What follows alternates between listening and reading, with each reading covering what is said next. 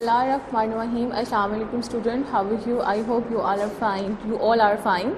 And today we're going to start our another important lecture which is related to the exercise of chemical reactivity. और वैसे तो हमारा chapter ख़त्म हो चुका है, लेकिन इसी एक्सरसाइज को डिस्कस करना ज़रूरी है, तो इसकी एक्सरसाइज को डिस्कस करते हैं। कुछ MCQs हैं हमारे पास, 11 MCQs हैं, ठीक है। तो आपने इन 11 MCQs को जो है वो समझना भी है और इसको करेक्ट फॉर्म में हाईलाइट भी करना है। मैं स्टेटमेंट बढ़ती जाऊंगी, करेक्ट आंसर जो है वो मैंने बोर्ड पे मेंशन किए हुए हैं, तो आप अपनी बुक खोल के MCQs नंबर 1 का आंसर, 2 का आंसर जो है वो ज़रूर लगवा लीजिएगा, ठीक है, ताकि आपको आसानी हो जाए। पहला MCQs आपके पास है कि metals can form ions carrying charge, के मेटल्स जो हैं वो हमारे पास जो हैं वो फॉर्म करती हैं आयंस को, तो वो कौन सा चार्ज जो है वो कैरी करती हैं। अब मेटल्स इलेक्ट्रोपॉजिटिव होती हैं और वो एक इलेक्ट्रॉन्स को भी कर सकती हैं लूज, वो 2 इलेक्ट्रॉन्स को भी कर सकती हैं, वो 3 इलेक्ट्रॉन्स को भी कर सकती हैं। तो यहाँ पे करेक्ट आंसर जो हमारे पास ऑप्शंस हैं वो हैं यूनी पॉजिटिव मतलब 1, देन डाई मतलब 2, देन ट्राई मतलब 3 और उसके बाद लास्ट में है ऑल ऑफ दैम। तो जाहिर सी बात है हम किसको कैरी करेंगे, हम ऑल ऑफ दैम को कैरी करेंगे, क्योंकि अगर सोडियम है तो सोडियम एक इलेक्ट्रॉन को बाहर निकालेगा तो +1 उसके ऊपर चार्ज होगा, फिर अगर 2 को बाहर निकाल रहा है तो +2, अगर 3 को निकाल रहा है तो +3, ठीक है, तो इस तरह से।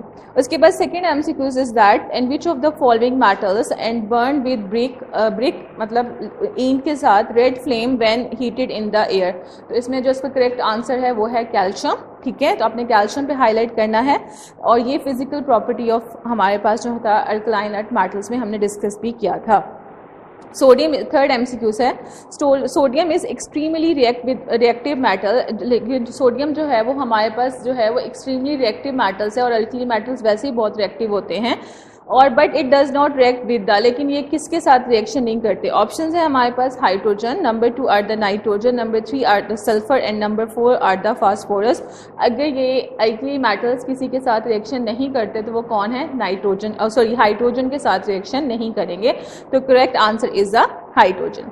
उसके बाद है हमारे पास MCQ नंबर 4 है, and which one of the following is the lightest and float on the water. अगर हम कंपैरिजन करें, first one is the calcium, number 2 are the magnesium, number 3 are the lithium and number 4 are the sodium, ठीक है। तो अगर हम calcium की बात करते हैं तो 20 एटॉमिक नंबर, मैग्नीशियम की बात करते हैं तो 12, सोडियम की बात करते हैं तो 11। सबसे हाईएस्ट लाइटेस्ट इन वेट जो है वो लिथियम इसलिए है क्योंकि एटॉमिक नंबर भी 3 है और लाइटेस्ट इन वेट है as compare to the other 3 metal से। देन आगे है हमारे पास, इसका आंसर जो है वो हाईलाइट करेंगे आप, लिथियम। MCQ नंबर 5 है आपके पास, and the pure alkali metals can be cut simply by the knife but iron can not because alkali metal have the.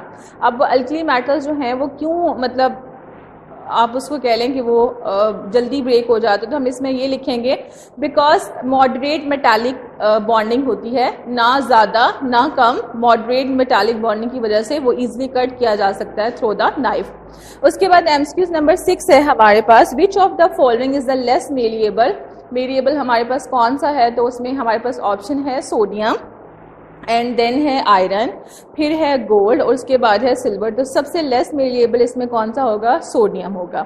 उसके बाद हमारे पास है आई थिंक इसमें सोडियम भी, सोडियम जो है वो इसके अंदर इसका करेक्ट आंसर होगा। अच्छा, उसके बाद हम बात करते हैं MCQ नंबर 7 की। तो जब MCQ नंबर 7 की बात करते हैं, metals lose their electron easily because, अगर वो लूज कर रही हैं तो वो क्या होंगी, जाहिर सी बात अगर वो इलेक्ट्रॉन्स को लूज कर रही हैं दे आर द इलेक्ट्रोपॉजिटिव, तो वो इलेक्ट्रोपॉजिटिव इन नेचर होंगी। उसके बाद MCQ नंबर आपके पास 8 है, उसके बाद 8 में है कि विच one of the following is a brittle, ठीक है। तो उसमें जो हमारे पास जो easily cut with the knife है, इजीली ब्रेक डाउन, ब्रिटल का मतलब होता है इजीली ब्रेक डाउन, तो उसमें सोडियम जो है वो हमारे पास इजीली ब्रेक डाउन हो जाएगा as compare to the other metals. उसके बाद हमारे पास MCQ नंबर जो है वो 9 है, which of the following non metal is a lustre. तो इसमें जो है वो हमारे पास है वो आ जाएगा कार्बन। उसके बाद MCQ नंबर 10 है, उसमें है non metals are generally soft, वो सॉफ्ट होती हैं, but which of the following extremely hard. तो इसमें अगर हम कंपैरिजन करें graphite, iodine, phosphorus and diamond का, तो डायमंड इज़ हार्ड, वो जर्नल हमारा कॉन्सेप्ट भी है कि डायमंड ज़्यादा हार्ड होता है, सॉलिड होता है, तो इसलिए वो नॉन मेटल भी है। एंड लास्ट MCQs आपके पास है, which of the following will not react with the dilute HCl, मतलब कौन जो है वो डाइल्यूट HCl के साथ रिएक्शन नहीं करता। तो उसमें हमारे पास क्या है, कार्बन जो है वो हमारे पास जो है वो डाइल्यूट HCl के साथ जो है वो रिएक्शन नहीं करता। इन तमाम MCQs को आपने अच्छी तरह से हाईलाइट कर लेना है, ठीक है। अगर इसमें कुछ समझ नहीं आ रही तो आप क्वेश्चन करके पूछ भी सकते हैं, ठीक है। तो अब सबसे पहला क्वेश्चन हम डिस्कस करते हैं। First question is that why reactivity of metals increase down the group. अब ग्रुप की बात कर लेते हैं। तो first group is the alkali group, जैसे कि हमारे पास है, उसमें लिथियम है, सोडियम है, उसके बाद पोटाशियम है, सीजियम है, फ्रेंचियम है, ठीक है। ये तमाम वो हैं जो आपके पास ग्रुप में करते हैं। वो कहते हैं कि हमारे पास reactivity of reactivity of metals increase down the group because जो आयोनाइजेशन एनर्जी ऑफ मेटल्स है वो क्या कर जाती है, डिक्रीज करती है, decrease down the group. And lower ionization energy, अगर आयोनाइजेशन एनर्जी हमारे पास जो है वो लोअर होगी तो ग्रेटर जो है वो हमारे पास क्या होगी, रिएक्टिविटी ऑफ द मेटल्स होगा। उसके बाद सेकेंड क्वेश्चन इज दैट कि हमारे पास what are the important physical property. अब यहाँ पे क्योंकि ये शॉर्ट क्वेश्चन है तो मैंने कोई सी 3 फिजिकल प्रॉपर्टी को यहाँ पे राइट किया है जो आपको आसानी से याद भी हो जाएं और आप उसको कैरी भी कर लें। तो आपने उसमें से ये टोटल लॉन्ग क्वेश्चन में तो 5-6 ही लिखनी पड़ेंगी, लेकिन ये शॉर्ट है तो 3 जो है वो काफ़ी हैं आपके पास। सबसे पहले almost all matters are the solid, तमाम की तमाम मैटर्स जो हैं वो हमारे पास सॉलिड हैं, लेकिन किसको छोड़ के, मरकरी को छोड़ के, ठीक है।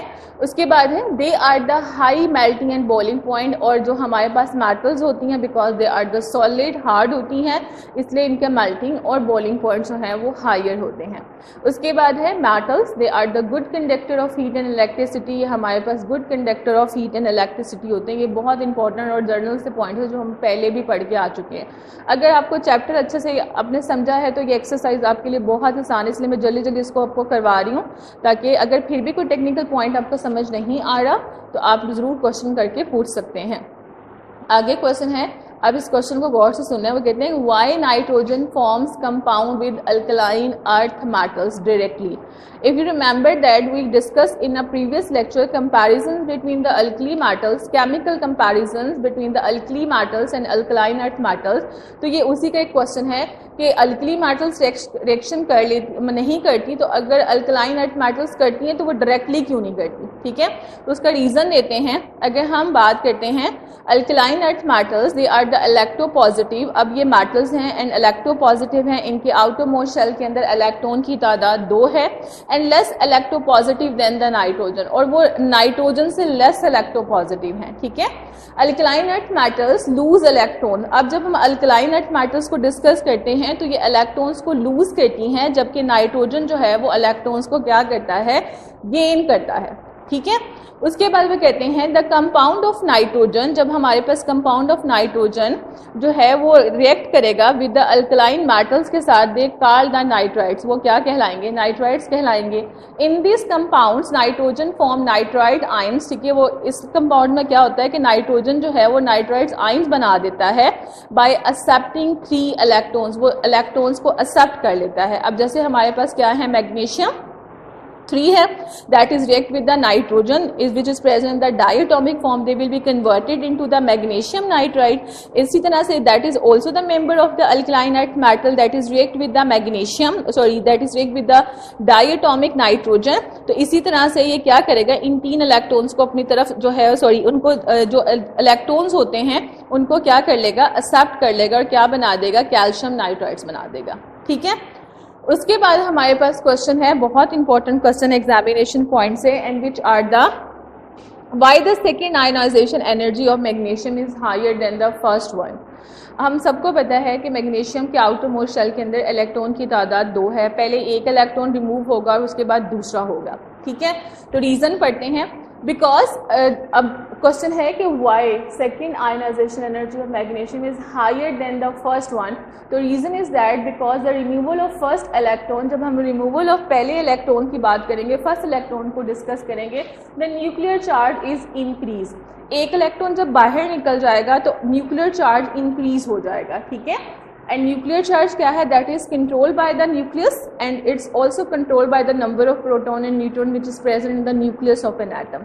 एक इलेक्ट्रॉन जब बाहर चला जाएगा तो अब न्यूक्लियर चार्ज पहले को मिलेगा, फिर दूसरे को, फिर तीसरे को। लेकिन अगर पहले शेल के अंदर 2 इलेक्ट्रॉन है, उसके बाद 8 इलेक्ट्रॉन्स हैं, उसके बाद फिर 2 है, अब एक निकल गया तो अब वो एनर्जी जो है वो स्ट्रॉन्ग होगी न्यूक्लियर चार्ज की टूवर्ड द लास्ट जो है वो हमारे पास आउटरमोस्ट शेल के अंदर जो इलेक्ट्रॉन होगा उसके लिए which attract the remaining electron. अब वो जो इलेक्ट्रॉन बाहर निकल गया है तो अब न्यूक्लियर चार्ज स्ट्रॉन्ग हो गया है, वो उस रिमेनिंग इलेक्ट्रॉन को ज़्यादा स्ट्रॉन्गली से अपनी तरफ जो है वो क्या करेगा, अट्रैक्ट करेगा। और as a result of this attraction, इस अट्रैक्शन के रिजल्ट में क्या होगा, the size of magnesium ion is reduced, क्योंकि एक तो पहली एक इलेक्ट्रॉन रिमूव हो चुका है, उसके बाद दूसरा भी होगा, ठीक है।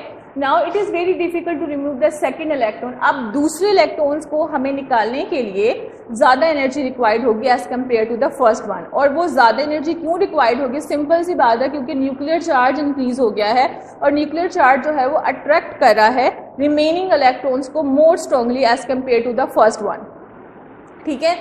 उसके बाद क्वेश्चन नंबर 5 है, how oxygen react with the group 2 metals. अब परेशान नहीं होना, ग्रुप 2 मेटल्स कौन सी हैं। ग्रुप 2 मेटल ए का मतलब है अल्कलाइन अर्थ मेटल्स की बात कर रहे हैं, ठीक है। ऑक्सीजन इज एन इलेक्ट्रोनेगेटिव, सबको पता है कि नॉन मेटल है, इलेक्ट्रोनेगेटिव है। नॉन मेटल इलेक्ट्रोनेगेटिव क्यों होते हैं, because they accept the electron and we can also say another word they gaining the electron, ठीक है।